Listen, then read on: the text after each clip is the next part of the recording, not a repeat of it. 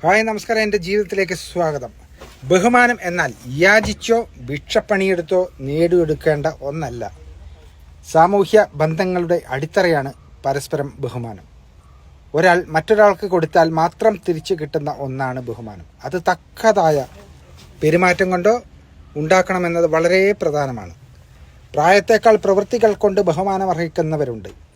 പ്രവൃത്തികൾ കൊണ്ട് ബഹുമാനം ശൂന്യതാവസ്ഥയിൽ എത്തിക്കുന്നവരുമുണ്ട്. സ്നേഹപൂർവമുള്ള ചിരിയിൽ അതുണ്ടാകണം. പദപ്രയോഗങ്ങൾക്ക് മാത്രമേ അത് സാധ്യമാവൂ എന്നൊന്നില്ല. നിർബന്ധത്തിലൂടെ നേടിയെടുക്കുന്ന ബഹുമാനവും സ്നേഹവും പിൽക്കാലത്ത് വെറുപ്പ് സമ്പാദിക്കാൻ കാരണമായി തീരും എന്നത് ഓർത്താൽ നന്ന്. സ്വയം ബഹുമാനമില്ലാത്തവർക്ക് മറ്റുള്ളവരെ ബഹുമാനിക്കാനാവില്ല.